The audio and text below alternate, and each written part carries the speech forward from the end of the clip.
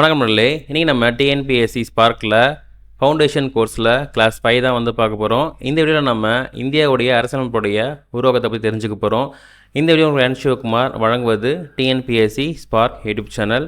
இந்த வீடியோவில் நம்ம பார்க்க போகிற தலைப்பு என்னன்னு பார்த்தீங்கன்னா, அரசியலமைப்பு உருவாக்கப்பட்ட காரணங்களை தெரிஞ்சுக்கிறது, மேலும் அரசியல் நிர்ணய சபையுடைய அமைப்பு மற்றும் அதோடைய பணிகளை புரிஞ்சுக்கிறது, மேலும் முக்கிய தலைவருடைய பங்களிப்பு, மேலும் முக்கிய தேதிகள் மற்றும் நிகழ்வுகளை காலவரிசை எப்படி நம்ம நினைவில் வச்சுக்கிறது, அடுத்தது டிராஃப்டிங் கமிட்டி, வரைவு குழு மற்றும் அப்ஜெக்டிவ் ரெசல்யூஷன் பற்றிய புரிதலை வந்து நம்ம தெரிஞ்சுக்கிறது. அது மட்டும் இல்லாமல் டிஎன்பிஎஸ்சி தேர்வுக்கான முக்கிய தகவல்களை அடையாளம் காண்றது, மேலும் இந்திய அரசின் உருவாக்கத்துடைய வரலாற்று முக்கியத்துவத்தை நம்ம பகுப்பாய்வு செய்கிறத பற்றி நம்ம பார்க்கலாம்.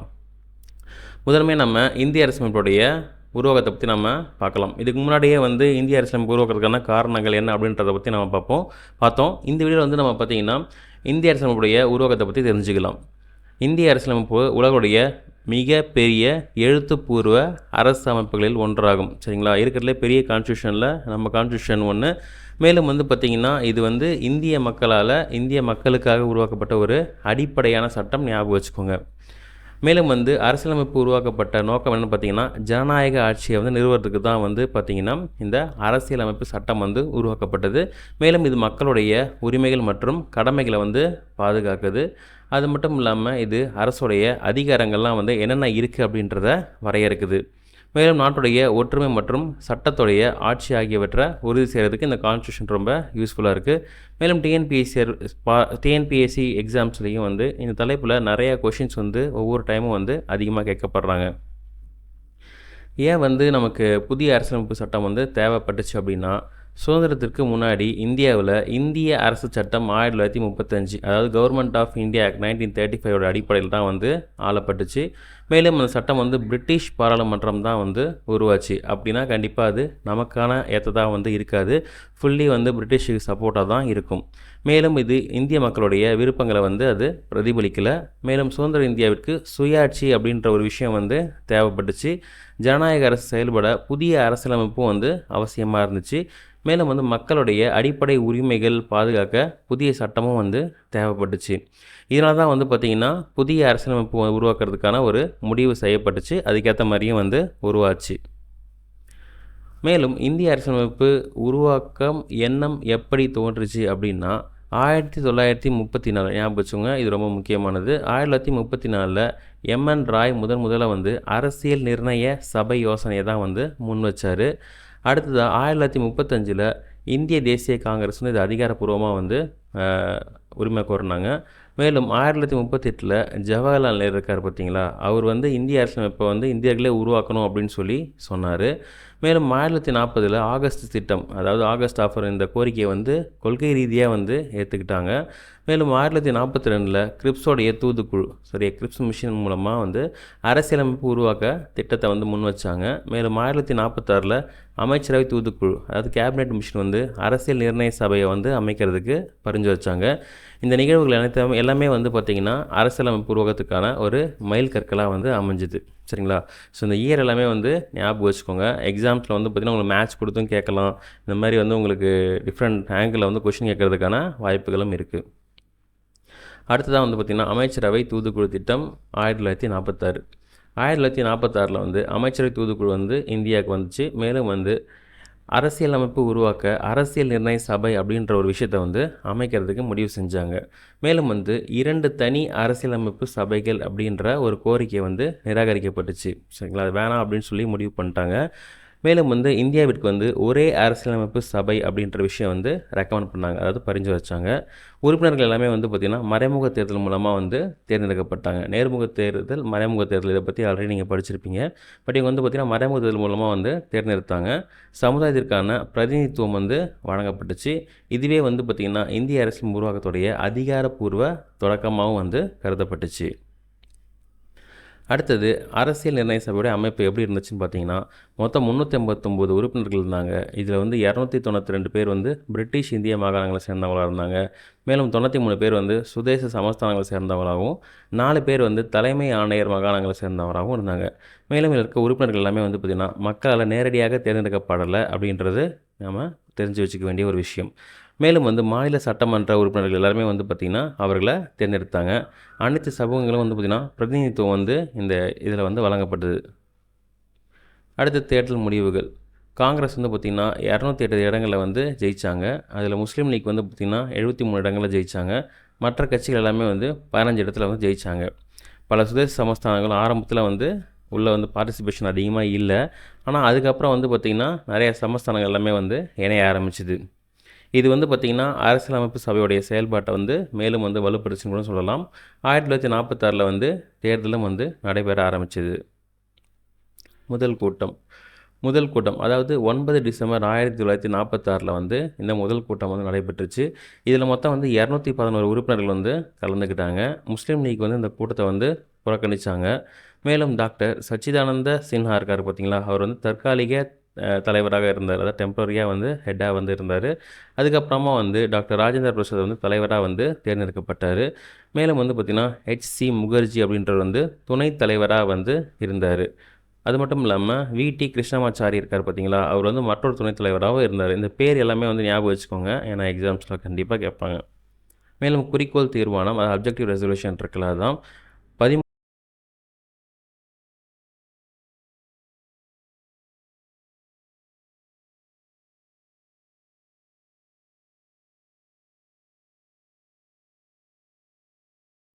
மக்களோட இறையாண்மை வந்து வலியுறுத்தப்பட்டுச்சு. மேலும் சமத்துவம், நீதி, சுதந்திரம் இது எல்லாருமே வந்து பார்த்திங்கன்னா இந்த தீர்மானத்தில் வந்து வலியுறுத்தப்பட்டுச்சு. மேலும் 22 ஜனவரி 1947 வந்து இதெல்லாம் வந்து ஏற்றுக்கொள்ளப்பட்டது. இதுக்கப்புறமா வந்து பார்த்திங்கன்னா முகப்புரையாக ப்ரியாம்பிள் வந்து மாற ஆரம்பிச்சுது. அடுத்த வந்து பார்த்திங்கன்னா இந்திய சுதந்திர சட்டம் 1947. இந்திய சுதந்திர சட்டம் 1947 வந்து நிறைவேற்றப்பட்டுச்சு. அரசியலமைப்பு சபை இறையாண்மை அமைப்பாக வந்து இது மாற ஆரம்பிச்சுது. மேலும் புதிய சட்டங்கள் இயற்றும் அதிகாரமும் வந்து கிடச்சிது. சட்டமன்றமாகவும் வந்து செயல்பட்டுச்சு. இந்தியாவுடைய முதல் தற்காலிக நாடாளுமன்றமாகவும் இருந்தது. பாகிஸ்தான் வந்து உறுப்பினர் பதவியிலேருந்து விலக ஆரம்பிச்சிட்டாங்க. மேலும் வந்து பார்த்திங்கன்னா உறுப்பினரோட எண்ணிக்கை 299 வந்து குறைய ஆரம்பிச்சிருச்சு. அடுத்தது வரைவு குழு, டிராஃப்டிங் கமிட்டி. 29 ஆகஸ்ட் 1947 வந்து இது அமைக்கப்பட்டுச்சு. ஒரு தலைவராக வந்து டாக்டர் BR அம்பேத்கர் வந்து இருந்தார். மேலும் மொத்த உறுப்பினருக்கு வந்து இதில் 7 பேர் இருந்தாங்க. அரசமைப்புடைய முதல் வரைவை வந்து இவங்க தான் உருவாக்குனாங்க. பல குழுக்கள் வந்து ரெக்கமெண்ட் பண்ணி அப்புறம் ரிசர்ச் பண்ணி அதுக்கப்புறம் தான் வந்து பார்த்திங்கன்னா இந்த இந்தியன் கான்ஸ்டியூஷனை நடைமுறை கொண்டு வந்தாங்க. மேலும் மக்களுடைய கருத்துக்களையும் வந்து பரிசீலித்து தான் வந்து இதை நடைமுறைப்படுத்தியிருக்காங்க. அது மட்டும் இல்லாமல் இந்திய அரசியலமைப்புடைய இறுதி வடிவத்தை உருவாக்குனதும் வந்து பார்த்திங்கன்னா இவங்க தான். இந்த வரைவுக்குழுடைய உறுப்பினர்களாக வந்து யாரெல்லாம் இருந்தாங்கன்னு பார்த்தீங்கன்னா doctor BR Ambedkar, N Gopalaswami Ayyangar, Alladi Krishnaswami Iyer, doctor KM Munshi, Syed Muhammad Saadulla, N Madhava Rao, VD Krishnamachari. இவங்களாம் வந்து முக்கியமான நபர், ஞாபகம் வச்சுக்கோங்க, எக்ஸாம்ஸில் கேட்பாங்க.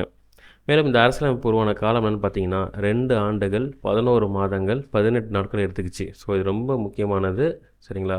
மேலும் வந்து 11 அமர்வுகள் வந்து நடைபெற்றுச்சு. 166 நாட்கள் வந்து கூட்டம் நடைபெற்றுச்சு. இதில் வந்து பார்த்திங்கன்னா மொத்தம் வந்து 7653 திருத்தங்கள் வந்து முன்மொழியப்பட்டுச்சு. அதில் வந்து 2473 திருத்தங்கள் வந்து விவாதிக்கப்பட்டுச்சு, அதாவது டிஸ்கஷன் நடந்துச்சு. மேலும் வந்து இந்த டிராஃப்டிங் வந்து பார்த்திங்கன்னா 114 நாட்கள் வந்து விவாதிக்கப்பட்டுச்சு. உலகத்திலே வந்து மிக விரிவான அரசியலமைப்பு உருவானது அப்படின்னா அது இதுதான். அடுத்ததான் வந்து அரசியலமைப்பாக ஏற்றுக்கொள்ளப்பட்டது 26 நவம்பர் 1949 தான் வந்து இதை ஏற்றுக்கிட்டாங்க. இதில் மொத்தம் 284 உறுப்பினர்கள் வந்து கையொப்பமிட்டிருக்காங்க. முகப்புரை வந்து இறுதியாக வந்து இணைக்கப்பட்டுச்சு, அதாவது ப்ரியாம்பிள் அப்படின்றது. மேலும் இந்திய மக்கள் தமக்கு தாமே அரசியலமைப்பை வந்து வழங்கிக்கிட்டாங்க. இந்த நாளை வந்து பார்த்திங்கன்னா அரசியலமைப்பு தினமாக வந்து வருஷம் கொண்டாடப்படுது. மேலும் டாக்டர் அம்பேத்கர் வந்து இறுதி வரை வந்து இதை முன்வைச்சார். மேலும் இது இந்திய வரலாற்றுடைய முக்கிய நாளாகவும் வந்து கருதப்பட்டுச்சு. ஏன் ஜனவரி 26?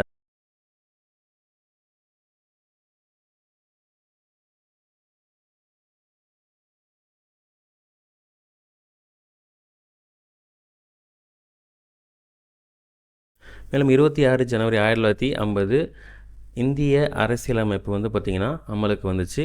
மேலும் வந்து பார்த்திங்கன்னா இந்தியா வந்து குடியரசு நாடாகவும் மாற ஆரம்பிச்சுது. இந்த நாள் தான் வந்து பார்த்திங்கன்னா நம்ம குடியரசு தினமாக வருஷம் கொண்டாடிக்கிட்டு இருக்கோம். இந்திய அரசு சட்டம் 1935 முழுமையாக ரத்து செய்யப்பட்டுச்சு. இந்திய அரசியலமைப்பு முழுமையாக வந்து அமலுக்கும் வந்துச்சு. மேலும் முக்கிய குழுக்கள் இருக்குது, அதோடைய தலைவர்கள் யார் யாருன்னு சொல்லிட்டு கொடுக்கப்பட்டிருக்கு. இதை ஞாபகம் வச்சுக்கோங்க. இதை கண்டிப்பாக வந்து ஒரு எக்ஸாம்ஸ்லேயும் இம்பார்ட்டன்ட் கொஷினாக வந்து ரொம்ப ஏதாவது ஒரு டைப்லேருந்து இதில் இருந்து கொஷின் கண்டிப்பாக கேட்பாங்க. ஒன்றிய அதிகார குழு யூனியன் பவர்ஸ் கமிட்டி வந்து ஹெட்டாக வந்து ஜவஹர்லால் இருந்தார். ஒன்றிய அரசியலமைப்பு குழுவுடைய ஹெட், அதாவது யூனியன் கான்ஸ்டியூஷன் கமிட்டியோடைய ஹெட்டாக வந்து ஜவஹர்லால் இருந்தார். மேலும் மாகாண அரசியலமைப்பு குழு ப்ரொவின்ஷியல் கான்ஸ்டியூஷன் கமிட்டியோட ஹெட்டாக சர்தார் வல்லபாய் பட்டேல் இருந்தார். அடுத்ததாக வந்து வரைவு குழு, அதாவது டிராஃப்டிங் கமிட்டியாக வந்து பார்த்திங்கன்னா ஹெட்டாக வந்து டாக்டர் பிஆர் அம்பேத்கர் இருந்தார். மேலும் வந்து ஆலோசனை குழு, அதாவது அட்வைசரி கமிட்டியாக வந்து சர்தார் வல்லபாய் பட்டேல் இருந்தார்.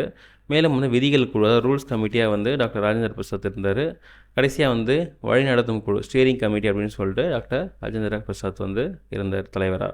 இதெல்லாம் ரொம்ப முக்கியமானது. இன்னும் நிறையா குழுக்கள் இருக்குது, பட் முக்கியமானதாக வந்து இந்த 7 தான். அடுத்தா வந்து பார்த்திங்கன்னா சிறப்பு தகவல் கொஞ்சம் இருக்குது. அதாவது கான்ஸ்டியூஷன் இருக்குது பார்த்தீங்களா, இந்திய அரசு சின்னம் என்னன்னு பார்த்தீங்கன்னா அது யானை தான். ஸோ இங்கே பார்த்தீங்கன்னா உங்களுக்கே தெரியும், ஒரு யானை உருவம் வந்து இங்கே இருக்கிறது. சரிங்களா? ஸோ ஒரு வேளை எக்ஸாமில் கொஷினாக கேட்டாங்கன்னா நீங்கள் இதை வந்து எழுதலாம். சரிங்களா? மேலும் வந்து பார்த்திங்கன்னா அரசியலமைப்புடைய ஆலோசகர் அப்படி யாருன்னு பார்த்தீங்கன்னா சார் BN ராவ் அப்படின்றவர் தான். மேலும் வந்து பார்த்திங்கன்னா அரசியலமைப்புடைய முதன்மை வரைவு எழுத்தாளர் யாருன்னு பார்த்தீங்கன்னா SN முகர்ஜி அப்படின்றவர். மேலும் வந்து இந்த அரசியலமைப்புக்கு அழகிய கையெழுத்தில் வந்து எழுதினவர் யார் அப்படின்னு பார்த்தீங்கன்னா பிரேம் பிஹாரி நாராயண் ராய் சதா அப்படின்றவர். இந்த மாதிரி பேர்லாம் வந்து எக்ஸாம்ஸில் கேட்பாங்க. இதெல்லாம் எக்ஸ்ட்ராக்ட். சரிங்களா? மேலும் வந்து இந்த அரசியலமைப்புடைய ஒவ்வொரு பகுதியும் வந்து அலங்கரித்த ஓவியர் யாருன்னு பார்த்தீங்கன்னா நந்தலால் போஸ் அப்படின்றவர். அது மட்டும் இல்லாமல் முகப்புரை இருக்குது பார்த்தீங்களா, அதுக்கு வந்து அலங்காரம் செய்த ஓவியர் யார் அப்படின்னா, அதாவது பிரியாம்பிள் இருக்குல்ல, அதுக்கு வந்து அலங்காரம் செய்த ஓவியர் யார் அப்படின்னு பார்த்தீங்கன்னா பியோகர் ராமனோகர் சின்ஹா அப்படின்றவர். சரிங்களா? இதெல்லாம் வந்து எக்ஸாம்ஸில் கேட்குற எக்ஸ்ட்ரா கொஷின்ஸ், கண்டிப்பாக ஞாபகம் வச்சுக்கோங்க. மேலும் நம்ம நிலையில் ஞாபகம் வச்சுக்க வேண்டிய ஒரு டைம்லைன், அதாவது காலவரிசை தான். 1934 MN ராவ், சரிங்களா, இங்கே N வரும். MN ராவ் வந்து முதல் அரசியல் சபையை வந்து கான்ஸ்டியூஷன் அசம்பிளி என்ற ஒரு கருத்தை வந்து முனைஞ்சார். அடுத்தது 1935 இந்திய தேசிய காங்கிரஸ் வந்து முதல் அரசியல் நிர்ணய சபையை அதிகாரப்பூர்வமாக கோரினாங்க. அடுத்து 1937 ஜவஹர்லால் நேரு வந்து இந்திய அரசமைப்பு வந்து இந்தியர்களே உருவாக்கணும் அப்படின்னு சொல்லி அறிவுறுத்தினார். அப்புறம் ஆகஸ்ட் ஆஃபர் பிரிட்டிஷ் அரசு வந்து அரசியல் நிர்ணய சபையை அமைச்சு கொள்கை ரீதியாக வந்து ஏற்றுக்கிட்டாங்க. அடுத்து கிரிப்ஸ் மிஷின், ஸ்டான்ஃபோர்ட் கிரிப்ஸ் வந்து இந்தியாவுக்கு வந்து அரசியலமைப்பு உருவாக்குறதுக்கான திட்டத்தை வந்து முன்மொழிஞ்சார். அடுத்து கேபினட் மிஷன், இயரிங் வந்து ஞாபகம் வச்சுக்கோங்க. 1935, 38, 1940 ஆகஸ்ட் ஆஃபர், 42 கிரிப்ஸ் மிஷன், 1946 வந்து பார்த்திங்கன்னா கேபினட் மிஷன் பிளான். ஸோ இது மூலமாக வந்து பார்த்திங்கன்னா கேபினட் மிஷன் திட்டத்தில் அடிப்படையான அதாவது அரசியல் நிர்ணய சபையை வந்து அமைக்க முடிவு செஞ்சாங்க. 1947 டிராஃப்டிங் கமிட்டி, 29 ஆகஸ்ட் 1947 வரைவு குழு அமைக்கப்பட்டுச்சு. தலைவராக வந்து BR அம்பேத்கர் வந்து இருந்தார். மேலும் 1949 26 நவம்பர் 1949 இந்திய அரசியலமைப்பு அரசியல் நிர்ணய சபையால் வந்து ஏற்றுக்கொள்ளப்பட்டுச்சு. 1950 26 ஜனவரி 1950 இந்திய அரசியலமைப்பு அமலுக்கு வந்துச்சு. இந்தியா ஒரு குடியரசு நாடாக வந்து மாற ஆரம்பிச்சது. இது ரொம்ப முக்கியமான ஒரு டைம்லைன், எக்ஸாம்ஸில் கேட்பாங்க, ஞாபகம் வச்சுக்கோங்க. ஸோ TNPSசியில் எதிர்பார்க்கப்படும் வினாக்கள் என்னென்னு பார்த்தீங்கன்னா, அரசியல் நிர்ணய சபை யோசனையை முதல்ல கோரியவர் யார், அப்ஜெக்டிவ் ரெசல்யூஷன் முன்வைத்தவர் யார், டிராஃப்டிங் கமிட்டி எப்போ அமைச்சிது, அரசியலமைப்பு தந்தை யார், அரசியலமைப்பு எப்போது ஏற்றுக்கொள்ளப்பட்டுச்சு, அரசியலமைப்பு எப்போது அமலுக்கு வந்துச்சு, கான்ஸ்டியூஷன் அசம்பிளியோட சின்னம் என்ன, இந்த மாதிரியான கொஷின்ஸ்லாம் நிறையா கேட்பாங்க. ஸோ அதை ஞாபகம் வச்சுக்கோங்க. மேலும் வந்து உங்களுடைய டெய்லி ஒர்க் என்னென்னு பார்த்தீங்கன்னா, இன்றைக்கி வந்து கற்றுக்கிட்ட பாடத்தை வந்து ஒரு 30 நிமிஷம் வந்து நீங்கள் மீண்டும் படிங்க. 10 நிமிஷம் வந்து முக்கிய குறிப்புகள், அதாவது கீவேர்ட்ஸ் தனியாக நோட்டில் எழுதிக்கோங்க. 20 TNPSC MCQs வந்து ப்ராக்டிஸ் பண்ணுங்கள். இன்றைக்கி கற்றுக்கிட்ட தலைப்பு வந்து 5 நிமிஷம் வந்து சுயமாக வந்து பேசி பாருங்கள். அடுத்தது அரசியலமைப்பு தொடர்பான 5 புதிய தகவல்கள் வந்து மனப்பாடம் செய்யுங்க. மேலும் நேற்று கற்றுக்கிட்ட பாடத்தை வந்து ஒரு 15 நிமிஷம் வந்து ரிவிஷன் செய்யுங்க. அடுத்த வகுப்போட தலைப்பை நான் வந்து முன்கூட்டியே சொல்லிடுறேன். ஸோ அந்த தலைப்பு வந்து ஒரு 10 நிமிஷம் வந்து இது முன்னாடியே அதை பற்றி ஏதாவது ஒரு விஷயத்தை நீங்கள் தெரிஞ்சுக்கிட்டு வாங்க. இந்த வீடியோ பார்த்தமைக்கு மிக்க நன்றி. இந்த வீடியோ லைக் பண்ணுங்கள், ஷேர் பண்ணுங்கள், சப்ஸ்கிரைப் பண்ணுங்கள். மேலும் பெல் பட்டனை ப்ரெஸ் பண்ணுங்கள். தென் நம்மளுடைய நெக்ஸ்ட் வீடியோவோட டாபிக் என்னன்னு பார்த்தீங்கன்னா, இந்திய அரசியலமைப்புடைய முக்கிய அம்சங்களை பற்றி தான் நம்ம பார்க்க போகிறோம். ஸோ அதை பற்றி கொஞ்சம் படிச்சுட்டு வாங்க, அப்போ தான் கிளாஸ் எடுக்கும்போது ரொம்ப யூஸ்ஃபுல்லாக இருக்கும். இந்த வீடியோ பார்த்தமைக்கு மிக்க நன்றி. அடுத்த மீண்டும் ஒரு புது சந்திப்போம். நன்றி. வாழ்க வளமுடன்.